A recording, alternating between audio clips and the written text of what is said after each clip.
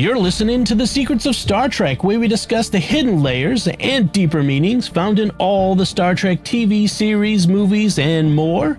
And today we're discussing the season finale of Strange New Worlds Season 3, New Life and New Civilizations. I'm Dom Bettinelli, and joining me today on the panel are Father Jason Tyler. Hey, Father. Hello. And Jimmy Aiken. Hey, Jimmy. Howdy, Dom. Folks, be sure to stick around to the end of the show. We actually have a bunch of great feedback on the last episode of Strange New Worlds, Terrarium. So stick around for that. There's some really good insights in there, and that because our audience has great insights. And also remember to like The Secrets of Star Trek on Facebook. We're at facebook.com/StarQuestMedia. You can retweet us on X, where we're at SQPN. Leave us comments wherever you find us. We love to hear from you. So, and especially on YouTube, we get a lot of great comments on YouTube. So that's a great place to leave comments as well. All right.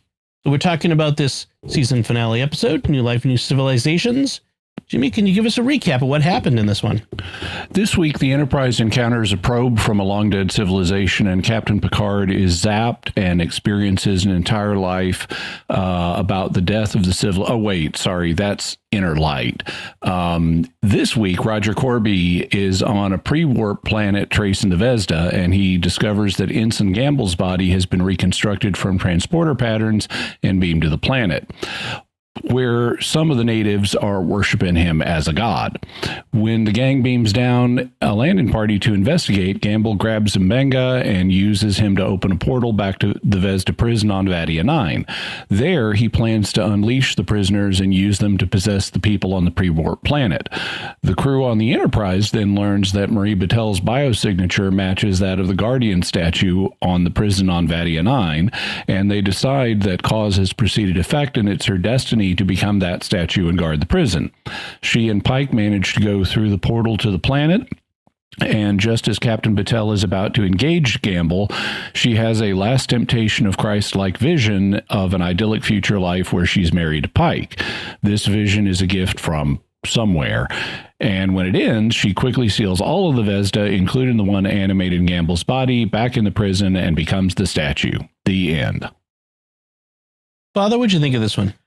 It was okay. I mean, I like the good versus evil theme. But I feel like there were times we just jumped to some quick conclusions. Things like, oh, well, maybe if she's near Gamble, she has her superpowers again. And, there's a lot that was sort of riding on those assumptions being correct. I mean, obviously they turned out to be correct because that's what fits well for the plot line and everything. But it felt like there were things that were kind of missing in terms of, the crew identifying a problem, coming up with a solution, and then executing. There's a lot of assumptions that were made that just all magically turned out to be correct. Interesting. Yeah. Jimmy, what'd you think? Well, I enjoyed seeing the 1950s and, Captain Sisko's place as a science fiction writer. It was great seeing the cast out of, oh, wait, I'm sorry. That's Far Beyond the Stars. It was an okay episode. I thought that, I was intrigued that they brought Gamble back. But I liked the way they did it. Like, his body's been reconstructed from old transporter patterns. Right. That's interesting. We haven't seen that before. But then they don't do anything with him. He's basically a cackling evil creature the whole episode. And we don't get any insight or character development or really anything. Also, there's a lot of things that don't make a lot of sense, like, why was this portal built to require two people to go through it at once? And why Joseph Mbenga, was one of the two people whose stuff is written all over it. Also, the stuff about Mbenga's life that was allegedly written on it in Swahili. And by the way, they never explained the Mandarin writing on the one on Vadia 9. But it's not, the material written here in Swahili is not specific enough to identify Joseph Mbenga. He just magically leaps to, this is talking about me. But then they have a bigger problem at the end because we're dealing with these cosmic level entities, whatever the Vezda are and whatever the beholders, they call them, are. it's kind of like at the end of Deep Space Nine, where you have the prophets versus the Pa race. They're just so far beyond our scale that it's really hard to create effective drama using them. And so, like, you know, at the end of Deep Space Nine, you have Kai Wynn and Cisco and Gul Dukat in the fire caves, and it's a very simplistic, you know, resolution. And we have an even simpler resolution here, where basically all Captain Batel has to do is wave her hand, and all of the prisoners go back into their prison, and then she magically becomes a statue. And that's a really weak resolution.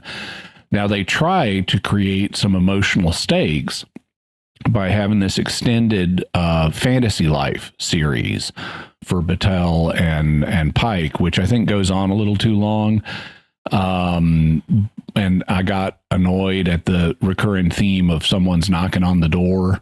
I didn't mind that as a recurring motif. I just think they went to that well too often. Right. And, you know, so it's okay, but I think they kind of wrote themselves into a corner with these super powerful beings that are just so far beyond humans that it's hard to create effective drama with them. And so I thought this episode was lacking in effective drama. But it was okay. I didn't hate it. It's just not great. I agree. There were with your both of your assessment of its flaws and its strengths, and I kept asking myself, like, they kind of leaned on this idea of the effect before the cause a lot. That's how they were trying to explain how Mbenga's stuff was on in Swahili on this portal. You know, because the effect precedes the cause, and then why Batel was the beholder, because the effect, like, that doesn't explain anything. It doesn't explain why the effect precedes the cause. It doesn't tell me anything about who set it up this way, who caused Batel to become this creature. Like, we still don't know. Who gave this gift of the future fantasy life? Right.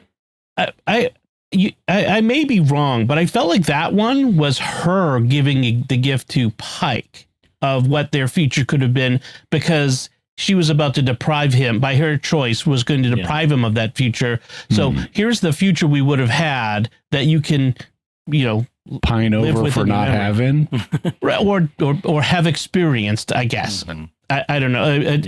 This seems like a Hollywood writer sort of idea of getting to have your cake and eat it too. Like having it both ways. I personally don't think that would be all that satisfying. It would actually maybe make it worse. But it is what it is. I did feel like they spent quite a bit of the show, not lots and lots, but a remarkable amount of the show at the end in a wrap up that could have been spent on the drama. And I feel like they wrote this as a potential series finale. Yeah, I got that feeling too. Yeah. Yeah. And I actually saw something online from one of the showrunners saying that this episode could have been a series finale if they didn't get renewed. Yeah. So there was a couple things at the end where they kind of had, like, each person got a little bit of screen time and a little bit of resolution, shall we say. And then they have the whole thing of, this Roger Corby has just given us a sky map with enough planets for a 5-year mission. Oh, a 5-year mission. Yeah. Don't those missions come from Starfleet Command, not out of just somebody handing you a star map? Like, that doesn't make any sense. Like, I did check the timeline though, and this is set in 2261, and the first season of the original series is 2266, so they are 5 years out from it. Right. So it'll be their first 5-year mission that they're starting. Yeah, and as you pointed out a couple of times, Jimmy, it reminds us of several other times that Star Trek has done this, living a lifetime in a blink of an eye, or in an alternate vision of what reality could have been, or some things along those lines. Inner Light was obviously the first one that came to mind for me. So yeah, it's not terrible to do it. It's just we've done that. 700, 800 episodes of Star Trek. You're going to start to we're 961 episodes of Star Trek. You're going to start to see some things repeat. So I guess that's what it is. Yeah, I don't mind the repeating. It's just, are they doing it well here? And this was an intermediate effort to my mind. It wasn't great. It wasn't horrible. Right.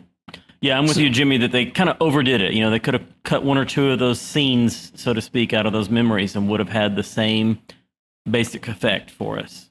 Mm-hmm. Yeah, and it would have been nice to have to spend that extra time on the final conflict between Batel and Gamble, because she expends no visible effort. It's not hard for her to put all of those things back in the box and to take the one from Gamble and put it back in the box. And it would have been nice to see her strain a little bit to do all that.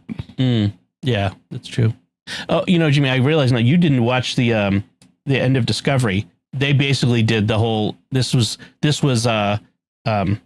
Burnham's life after the end of the last episode, like the years following till she was Admiral Burnham and all that stuff. So yeah, so they've even done that kind of more recently. Even it wasn't an imaginary feature, but it was still like, let's cover this period of time very quickly, and so. It was Babylon 5 did that too, though I would guess Babylon 5 probably did it better. Better than Discovery, yeah.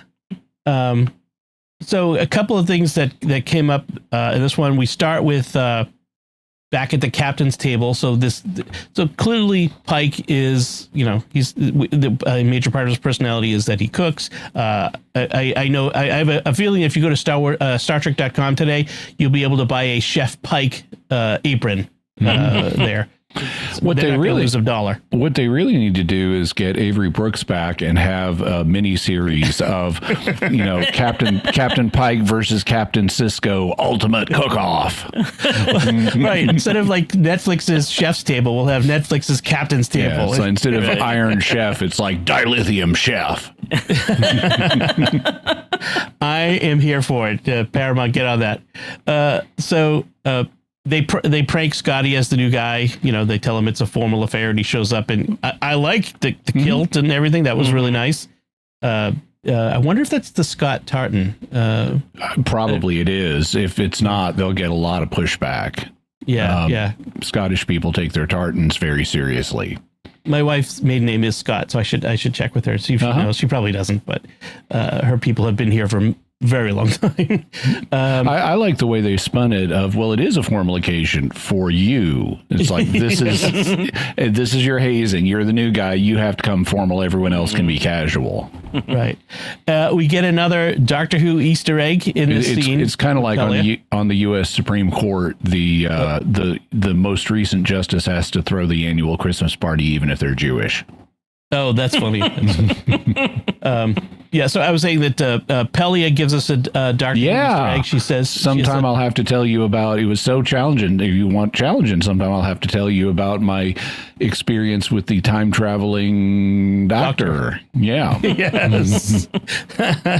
Which we've talked before about how there have been Doctor Who crossovers with Star Trek in the comics with the. But this is the showrunners acknowledging that it would be fun to do one, which the showrunners for both shows have said. Yeah, I think Pelia and or Carol Kane would be a great companion on Doctor Who. either certainly give the Doctor pushback. That would be good. That's always that good. Would be fun. Yes.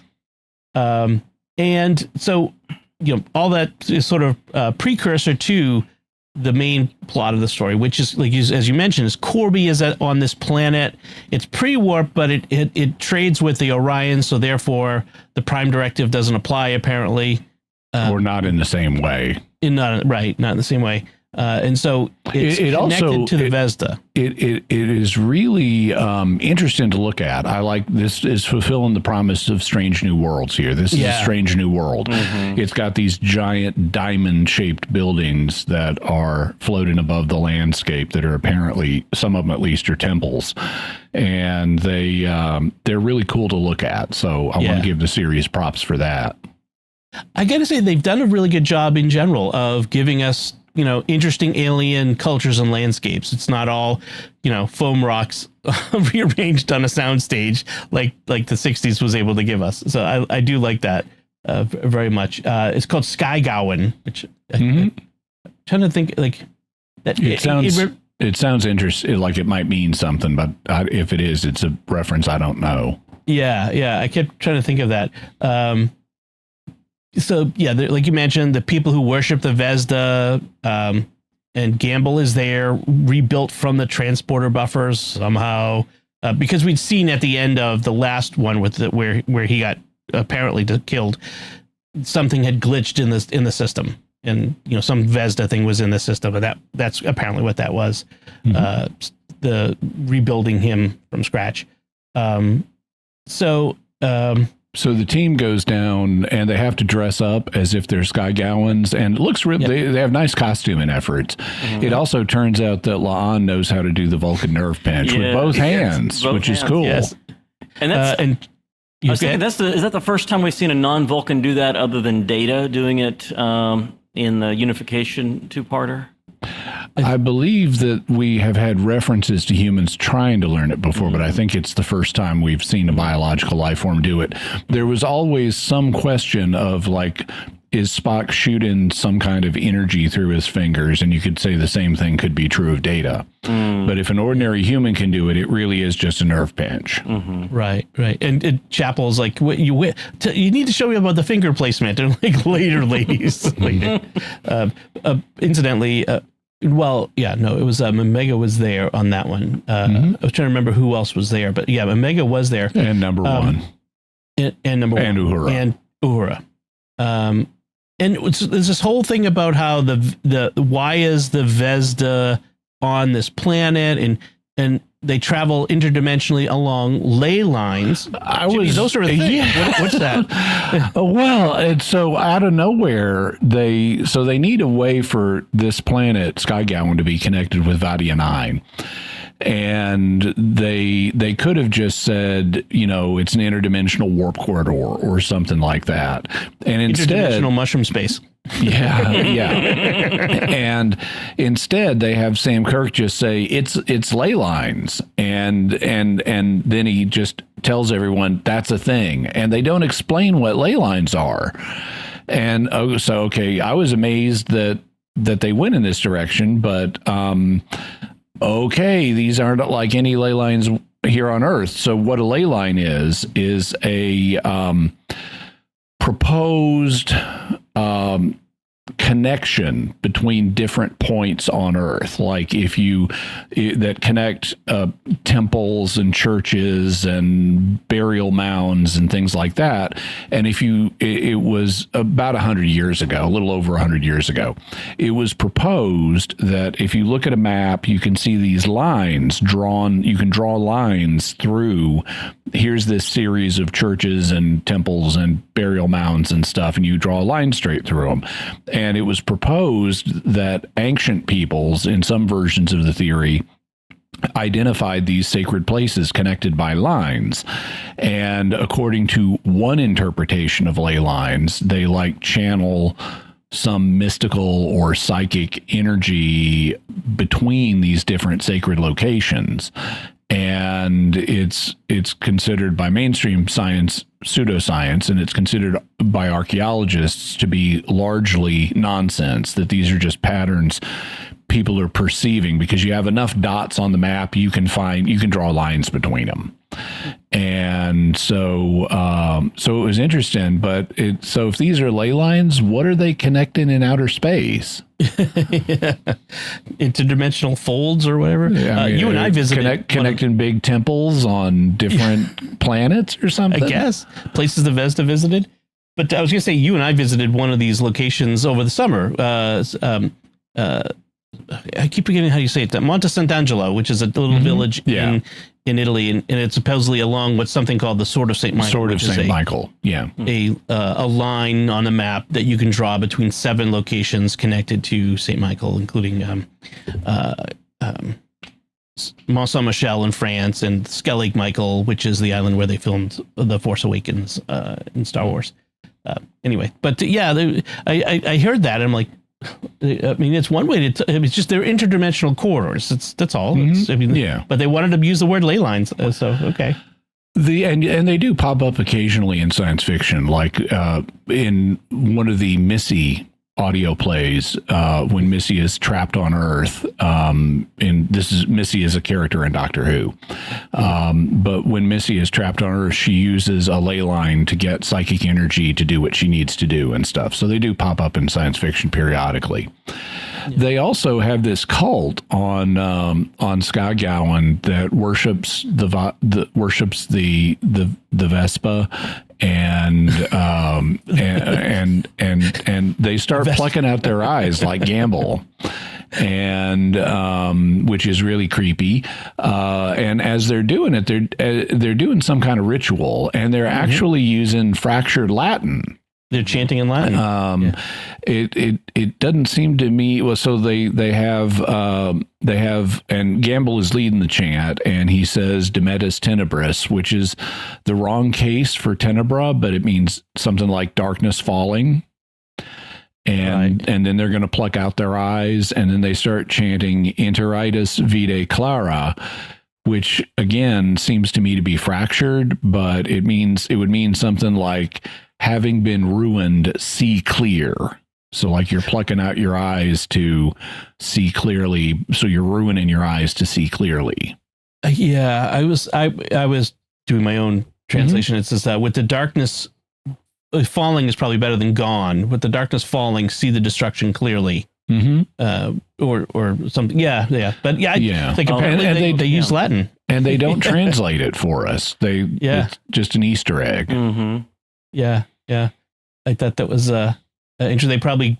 It's fractured probably because they probably use Google Translate or something. They didn't consult anyone who actually knows Latin. But I thought it was interesting that they put it in there. Like the aliens use English, so you could surmise that this is sort of the equivalent of Latin in their language, that sort of thing. So I'm okay with that. The Enterprise, it also just shows you want Latin. For doing your rituals. That means serious ritual. That's serious work. When the demons, even the demons know that Latin is the language for ritual. So Farragut and Kirk are there because we have to include Kirk in everything, especially if this was the series finale. We would have had to have had Kirk present, so that's fine.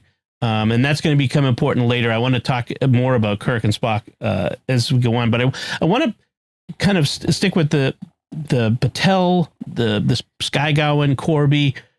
Batel talks about she feels the pull of destiny, that her like destiny is written in stone. That's one of the things she says kind of early on as she's experiencing this whatever's going on with her. So destiny feels like, they talk about destiny as if it's a thing that you can't avoid, that this is your future, is what it is. And then we have Corby, and I'm going to quote him: "The idea that good and evil exist have always existed. It's that they have always, that good and evil have always existed, is the most commonly shared belief in all the galaxy." And I'm like, well, duh, for good reason. Like it's like his thesis is apparently, because there have been these two forces opposed, this sort of this duality, yin yang thing that he's proposing. But, no, good and evil exist throughout the galaxy because it's part of the natural law, because it's written on every human, and, well, it didn't have to be. I mean, alien heart. It didn't have to be. I mean, God could have created all these alien races, and they could have all made the right choice at the beginning. Right. True. But I've always heard it. When Adam and Eve fell, they broke the universe in a sense. So evil entered in. Although evil, I guess you could say evil was already in it because the devil was there. But yeah, also I think Adam and Eve broke humanity, but I don't think they broke too much beyond that. But that's my opinion. But others can have their own. Right. Well, we talk about fallen creation, but it's fine. I don't want to get too much into that. Fallen human creation. Right. Okay. So, and then we have this whole thing you mentioned, like that Mbenga's life story is written on this monument. And now he talks about destiny in this moment too, in very vague, non-specific terms. Right. Yeah. Right. I mean, someone else with, it has to do with him actually killing someone at age 12. He said, a man who threatened his life, and so he had to defend himself. And in that moment, ended up killing him. So it's a pretty, not, you wouldn't have a lot of people showing up on Skygowan who speak Swahili, and but it doesn't have his actual name on it. So there's that. But he talks about his destiny, like that he was destined to be here, that he was destined to deliver Gamble to the Vezda that took over his body. So there's lots of talk in this episode about destiny, about or effect, before the cause and that sort of thing. And I was trying to get my head around, like, what is it they're trying to say here? Is that destiny? Is this kind of a subtle talk about Pike and his future, his destiny? They may be trying to play with that theme, to set up something for the future with Pike, but they don't go into it far enough to make anything of it here. Yeah. So, because I kind of feel like they're playing with the idea of maybe Pike avoids the accident. In fact, that's what they have in his imagined future with Batel, is he actually does get to avoid the accident. It kind of throws him for a loop, because he just, at one point he knows this is the trip. This is the where I'm going to die, end up in this horrible accident that maims me. And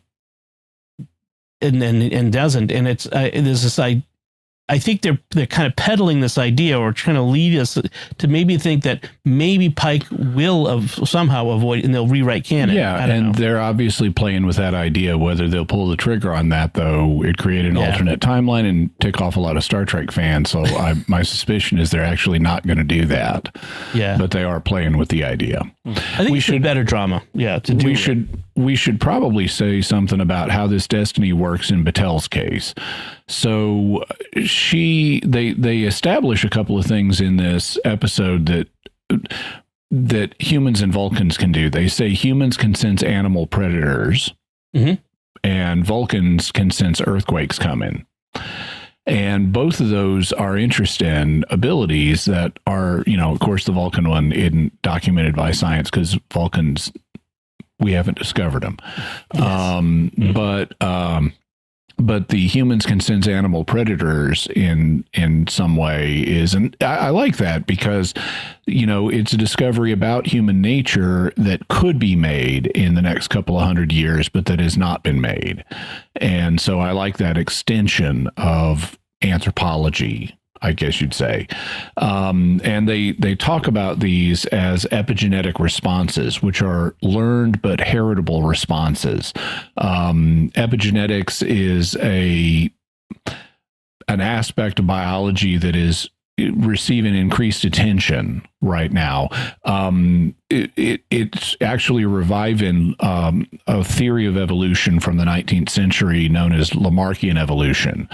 You had in the 19th century, now people think of Charles Darwin connected with evolution, but he was only one individual who was talking about evolution. There were a bunch of different theories, and Darwin explained evolution as occurring because they started to have evidence of there used to be all these other species here. We've dug up their fossils and stuff. And the question was, how do you explain these previous creatures that no longer exist? Darwin, after his trip to the Southern Hemisphere, ended up concluding that evolution is driven by natural selection of random mutations.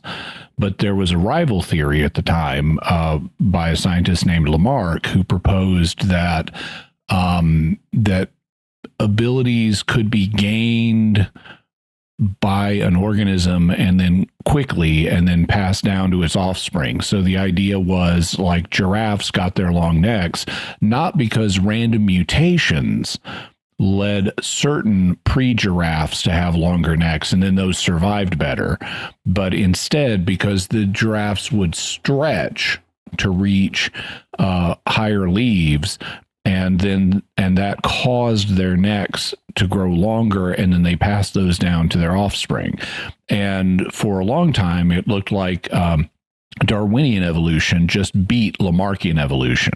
But now the pendulum's swinging back towards the middle because of it's been discovered that there are some characteristics that an offspring can acquire that can then be passed on to its offspring through non-genetic means, but through epigenetic means. The basic idea is that the organism has these abilities in its genome, but some genes are turned on and some genes are turned off.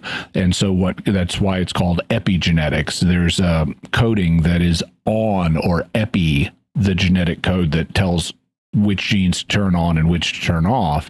And so if an organism is exposed to a certain stimulus, it'll turn on genes to respond to that. And then it not only passes on its genome, but its epigenome to its offspring. So the offspring are born with certain genes turned on based on the experiences of the parent. So for example, you can take a population of mice and expose them to cherry blossom scent. And every time you expose them to cherry blossom scent, you give them an electric shock. And then you let them get busy, as they say in The Incredibles, and you find out their offspring naturally tense up whenever you expose them to cherry blossom scent, even though they've never been shocked when they have cherry blossom scent, and because their parents were in a situation where, you know, that stimulus signaled a coming electric shock, and that is a kind of epigenetic memory that got passed on to the offspring. So what they say is the Vezda have been around for ages and ages, and every different race has encountered them and developed responses to them. That includes the Gorn, it includes Illyrians, it includes humans, and by coincidence, Captain Batel has human DNA and Gorn DNA and Illyrian DNA, so she's like been collecting up all the epigenetic Vezda responses, and that's why she's the perfect Vezda predator, and that's why it's her destiny to become the statue. Right. I mean, they also determined that the statue has the same biosignature as Captain Batel. Why statues have biosignatures, I don't know. Well, they said, like, even in that first episode, they said it was biological. They did say it was biological. Okay.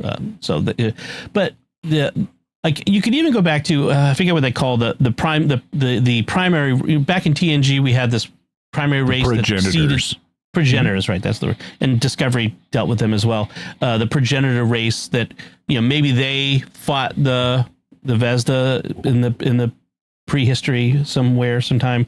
But yeah, it kind of surprised me. So what Spock saw when he mind melded with her, that sort of kind of attacked, was the Vezda that they were sensing. Again, it's still kind of unclear to me why there was this, you know, attacking creature in the mind meld. Was he seeing the future of the Vezda attack? I don't know. It's kind of. I interpreted that. Well, you can interpret it different ways. Let's not dwell on that. Yeah. So this is about the same time where we get the whole cause and effect of reverse. She's always been the sentry, the beholder. Now they have to, in order to get back to the Vezda planet, where Mbenga and Gamble are, they have to reopen the portal, but they don't have whatever it takes. So they developed this idea that we have to hotwire it. The combined power of the phaser banks of both the Enterprise and the Farragut working in unison. You know, they must fire precisely together. And so Spock, proposes to mind meld with Kirk to do it together. And has learned that Kirk is complementary to him. And so in a sense, I wonder, are we supposed to gather from this is the origin story of their friendship? Because this is why they're so close. Dude, it's not just, I mean, they've already met and they've already worked together. This is just another step in their building friendship. Yeah. No, I know. Like, after it's another step closer. It's that idea, though. I think they're really leaning into this idea. This is why they were so close. Another step, but a big step. I mean, yeah.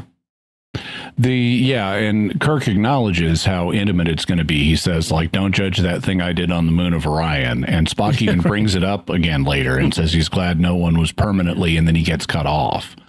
Right. There's also an aspect of this that if you're not knowledgeable about Star Trek fandom, can be parsed as just humor in the scene. But if you do know Star Trek fandom, it takes on another characteristic. So there's this scene where they're pitching this idea of you and I need to mind meld. And so Kirk's going to be on the Farragut and Spock's going to be on the Enterprise, and they're going to be mind melded so they can control the phaser banks down to the microsecond, because this has to be done manually, because of course it does. You can't just have a computer do it. And so they're pitching this idea of a mind meld to Kirk. And he says, now I understand why you brought me to a bar, because they're in a bar. He says, now I understand why you brought me to a bar. This is one hell of a date. And then he says, be gentle with me. And those three statements can just be read as humor. But there is a long-standing thing in Star Trek fandom that goes all the way back to the original series, known as slash fiction. And slash fiction is an abbreviation for Kirk/Spock fiction, which posits a homosexual relationship between Kirk and Spock. And all kinds of fans wrote all kinds of slash fiction back as far back as the 1960s and 70s. And I thought when they did this scene, I'm like, oh man, this is just more breeding ground for slash fiction. Despite Kirk and Spock both being established as heterosexuals. Yeah. Kirk especially so. Right. Well, in this series, Spock very much so too. So yeah, there was always that implication, I guess. So in the midst of the battle, between Batel and Gamble, we mentioned before, we have this possible future. Batel and Pike getting married, have a child. He's heading off to the accident. The accident doesn't happen. Their child named Julia grows up, gets engaged to Admiral April's son. Admiral Elijah. April's son, yep. And she has a nickname for Spock, Uncle Sock, which I thought was funny. That was cute. A kid would do that. Yeah. Right. And so basically they get to live this lifetime together in a moment as a gift, for what the sacrifices she's about to make. And I was disoriented by this when it started, because they've built up to, we're about to have a conflict between Captain Batel and Gamble. And the battle is even sort of started, like Gamble has been force lightninging Captain Pike and stuff. By the way, you'll notice that at this point, Mbenga basically vanishes from the narrative and has nothing to do, doesn't even appear for the rest of the episode. But then all of a sudden we're in this fantasy world, and I'm like, are they doing The Last Temptation of Christ on us? Because in that movie, which I've never actually seen, but I know the plot, as Jesus is hanging on the cross or about to go to the cross, he suddenly has a vision of he could have this life married to Mary Magdalene. And that's what The Last Temptation is, the temptation to have a normal life rather than go to the cross. And so I wondered if that's what they were doing here. They eventually say, no, this is a gift. Right. But I was disoriented, and it went on for so long that I started questioning, this doesn't feel like it's just a Last Temptation situation, but I couldn't know until the end of it. But that's that's part of what I was wondering about as it played out. Yeah, and they kept talking. Go ahead. Yeah, I had the same thought at first, actually, when they first go into the flash forward, I guess you could call it, or the second anniversary scene. Yeah, I thought it was, Batel's being tempted not to fight Gamble and to see, here's this other normal life you could have instead if you wanted. Yeah, like this is some demonic trick or something. Right, exactly. And in it, even in the vision, they remark like as if the fight with Gamble had happened and she won, and now they're in this new life together. That somehow they avoided her having to become the Sentry somehow. And yeah, it was disorienting at first, and I think maybe intentionally a little bit, but it was odd. But in the end, as we get back to the fight, I have to say I don't think this was intentional. But you have a character named Marie who crushes the head of the serpent and condemns the evil to a different plane of existence locked away from the rest of us. I'm like, that's kind of an interesting parallel. I'm not saying it was intentional, but bits of religion have cropped up in this show before, so I thought that was a interesting element here. It's possible that could be deliberate on the part of the writers. Yes, it is entirely possible. So I just thought it was an interesting element there. So, like you said, Jimmy, she quite easily wraps up the problem of the Vezda. Boom, all done. Yep, and then we get a bunch of these scenes, like I mentioned before, that seemed like we're ending the possible series finale, including the scene of Kirk and Spock playing 3D chess and foreshadowing that they will serve together in the future. Again, if this was the last episode of Strange New Worlds, that's a natural thing you would put there. We do get a statement like maybe time is not what we think. Maybe memory is as real as the present, and no one we have ever loved is truly gone, which frankly is true, actually, that no one we have loved is ever truly is gone. They do continue to exist. That doesn't mean they're not gone. Well, if someone leaves my home, they're gone, whether they still exist or not. Right. I think I was thinking gone here as in cease to exist in any form. The usual humanist, atheist approach to it, but so and that's the episode. Father Jason, any other notes on this one? No, we covered everything I had noted. So yeah. How about you, Jimmy? Any other notes on this one? So before we get to the feedback, this was the season finale, so I think it's worthwhile to take a moment or two to review the season itself and what we would think of it, the highs and lows, and prospects maybe even. Father, what'd you think of the season as a whole? I liked several of the episodes, and individually, enjoyed them. When I think about the season arc as a whole, I guess mixed thoughts, because, we start off with Captain Batel having the Gorn infestation, and we sort of finish with her becoming this Sentry. And it feels like, there were things that connected one to the other. We started with the Gorn as the big enemy, and we end with the Vezda. And so there is a transition there that happens. But at the same time, I can almost look at the whole season and think, well, if it didn't happen, if the whole season were just deleted from canon, so to speak, there's not a whole lot that changes, it seems. I don't know. Yeah. That's the problem of a prequel, I guess. I suppose that's true, yes. Yeah. You can't really change too much. Yeah. How about you, Jimmy? What'd you think of the season as a whole? I thought it was okay. It was enjoyable. It didn't knock my socks off.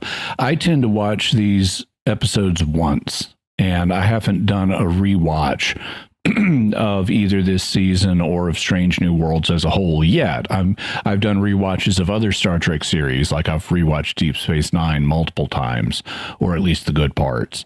And I've rewatched other series, but I haven't yet rewatched this one. So I don't have particularly strong impressions of the series, but I thought it was enjoyable. I thought it had highs and lows. Didn't knock my socks off. It's not the best Star Trek ever, but it is enjoyable Star Trek. I felt like it didn't quite measure up to the first two seasons of Strange New Worlds. There were, like you said, there were high points. There were elements where I enjoyed the humorous episodes. The Wedding Bell Blues was kind of fun to have Q show up, and Trelane. I mean, that was kind of an interesting idea. But in general, I liked the humor in 4.5 Vulcans, and I think we all did. That sort of thing. No. Oh, okay. Sorry. In principle, you're always speaking for the group. I'm speaking on what my recollection was, and I'm happy to be corrected. But my recollection was we enjoyed it. But maybe I enjoyed the show, but my perception of the humor was that it was flawed. Okay, that's fine. But in general, it was an okay season, and I'm looking forward to seeing what they do with 4, and especially the abbreviated season 5, which they apparently have to finish by Christmas. Yeah, they're in production on 4 now. I think they're about to start 5, and they only have apparently they need to finish the post-production work by Christmas on it. Oh wow, that's for contractual reasons. Interesting. Yeah, having to do with corporate reorganizations and buyouts and all that nonsense, which I hate to talk about. All right, so that's our review of the season, and let's go to our feedback.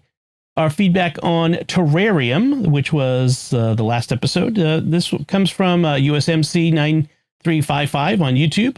I always thought Chapel gave up a career to join Starfleet Medical in hopes of looking for Roger because he disappeared and she felt he was still alive.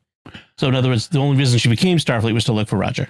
So I just recently rewatched What Are Little Girls Made Of, because I wanted to fill in the background. I wanted to refresh my memory of Chapel and Corby and stuff like that. And it is mentioned in that episode that she had had a pre-Starfleet career. I don't recall that it was said, it might have been said that she joined Starfleet to look for Roger, but I don't specifically remember that, but that's possible. One thing that I was surprised by is there's a whole nother character that both Chapel and Corby know, that's in that episode. He dies pretty quick, but his name is Brown, and he's called Brownie, and he's like an assistant to Roger Corby that Christine also knows, and he's also an android. And so I'm thinking next season or in season 5, they may introduce Brownie. It'd be interesting. Yeah, I mean, because we got to do something with Corby. He's got to go sometime. Then our next feedback comes from Truly Awesome New Mexico Catholic. I enjoyed this episode, even though it was paint by numbers and very predictable. I want to see more development of the Gorn and fewer godlike beings. To me, they're most often a cop-out writing-wise. And I think you could appeal to this episode, New Life and New Civilizations, as an illustration of that and the kind of writing problems they cause. Yeah, I agree with that. And I do like the idea of filling out the Gorn a little more as a species. Kevin on Spotify writes, especially after the last couple of dud episodes, this was a nice change, back to some classic redone sci-fi. The Gorn actor did great work showing emotion through a thick rubber suit. It was a good episode up until the very end with the Metron. That could have been edited out completely and nothing would have changed the story. Glad Ortegas finally got a story. I agree, especially on the Gorn actor. Like it's going to be tough to act through all the makeup and I think it was animatronic. No, there was someone in it. I saw on the Memory Alpha. There was an actor. Okay. Some of it was clearly had to be animatronic and CGI'd, but there was someone in a suit. And I think I agree with them. If they had just beamed up, that would have been a good story. But I think they really wanted to connect the Gorn in Strange New Worlds with the Gorn we saw in Arena, and I think this was their way to do that. So it was fine with me. Yeah, I don't have a problem with it, but I agree. You could have had the story without it, and it would have been a good story. Finally, New Jersey Esperantist writes, I don't dislike Ortegas, not the actor, but I do wish, nor the actor, but I do wish they'd given us a little more about her time during the Klingon War at some point. Basically, up until very recently, we only knew 2 things. She was in the war, and let me see, there was something else. Oh, was she a pilot? Based on what we've seen, I think Ortegas was one of those flyers that never fought on the ground. That would explain why she was at odds in the landing party on Parnassus Beta. Just a little more info would have been nice. Mention of a lost comrade, just something more than, I fly the ship. Parnassus Beta was the hegemony episode that ended last season, began this season. So, and that's all of our feedback. So Thank you very much, everyone, for your feedback. We do appreciate it. We'd like to take a moment now to thank our patrons who make it possible for us to create the Secrets of Star Trek, including Steve C., Giles C., Sharon W., Peter V., and Ambrose B. Their generous donations at sqpn.com/give make it possible for us to continue the Secrets of Star Trek and all the shows at StarQuest, and you can join them by visiting sqpn.com/give. So that's it from us this time. We'd love to know what you thought of the season finale, New Life and New Civilizations.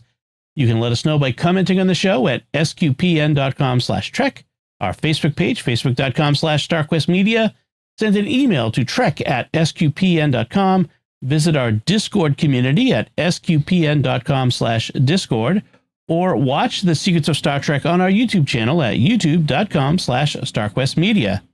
We'll be back next time when we'll be discussing the Enterprise episode Dead Stop. So until then, Father Jason Tyler, thank you for joining me and sharing The Secrets of Star Trek. Thanks, Tom. Jimmy Aiken, thank you as well. Thanks, Tom, and live long and prosper. And once again, I'm Dom Bettinelli. Thank you for listening to The Secrets of Star Trek on StarQuest, and remember, I am filled with light you cannot vanquish.